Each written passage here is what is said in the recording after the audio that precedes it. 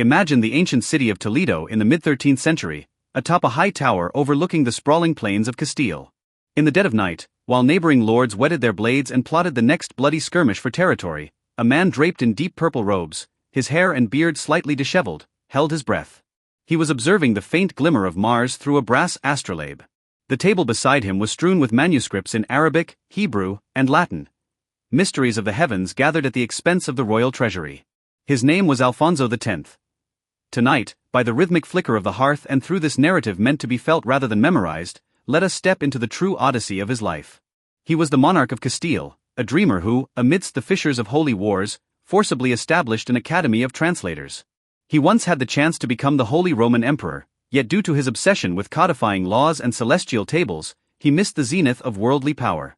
This is a story of gazing at the stars, of the confluence of civilizations, and of the profound solitude of being slowly abandoned by one's era due to an ultimate, piercing clarity of mind. Early on, Alfonso X's life seemed to develop an insurmountable rift with worldly ambition. He inherited a kingdom at the height of the Reconquista. By all accounts, he should have been a conqueror marching over blood. Instead, he preferred to be a guide. In his youth, he discovered that the clamor of the battlefield eventually fades, while only words and truth can pierce the barriers of time. While knights of his age practiced their charges, he studied the laws of music and the ancient Greek fragments preserved by the Arab world. He once told his subjects, rather than subduing the infidels with swords, it is better to understand the world through their tongues. You must realize that in an era of black and white religious fanaticism, Alfonso's sense of balance was a profound anomaly. He recognized that no matter who ruled the land, the stars above never deviated from their paths. They were the only universal language God left to humanity. Walking through his laboratories in Toledo, watching scholars debate the logic of geocentrism, a boundless serenity rose within him. This obsession with objective laws made him feel that he owed history no territory, he owed humanity only an explanation of the universe. In 1252 AD, Alfonso officially donned the crown, yet he transformed it into a lighthouse illuminating the gloom of the Middle Ages. He established a colossal translation factory. Within those walls, thick with the scent of ink and the rustle of parchment, one could see Muslim scholars, Jewish rabbis, and Catholic monks sitting together, debating an ancient astronomical term. Alfonso participated personally, contributing not only funds but profound intellect. He oversaw the compilation of the Alphonsine tables, which would become the Bible for European navigators for centuries to come. He even famously remarked to his subordinates, "If the Lord Almighty had consulted me before embarking on creation thus, I should have recommended something simpler and more harmonious." This scrutiny of the Creator's logic did not win him friends in the papal courts. Rather, it caused him to be branded an arrogant usurper. Yet, it was this king who decided to write legal codes and scientific works in Castilian Spanish instead of Latin, wanting knowledge to flow through the veins of every commoner.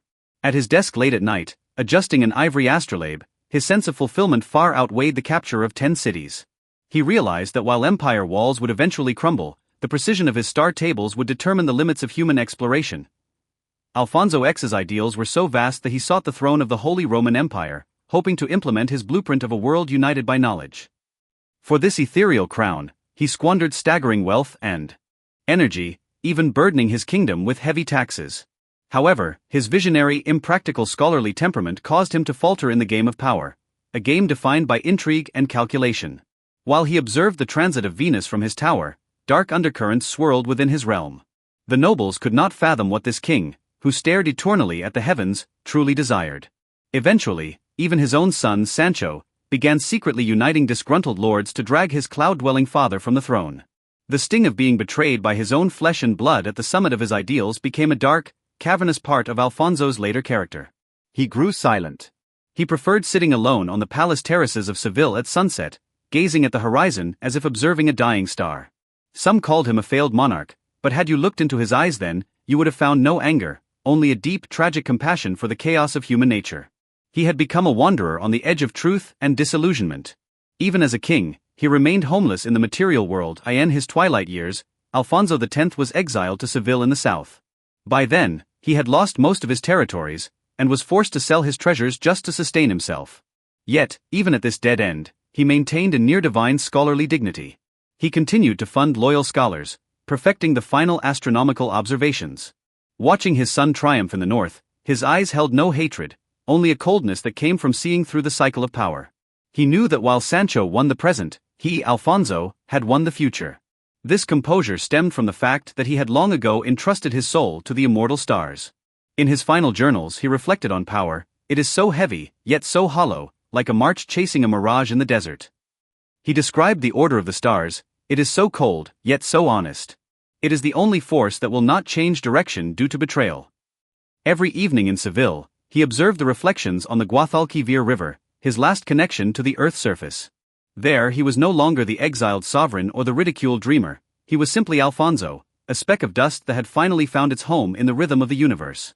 This transition from supreme wisdom to supreme destitution allowed his life, before its final wither, to radiate a dignity as mottled and clean as an ancient astrolabe. On a cold midnight in 1284, Alfonso X closed his eyes forever in his bedroom in Seville.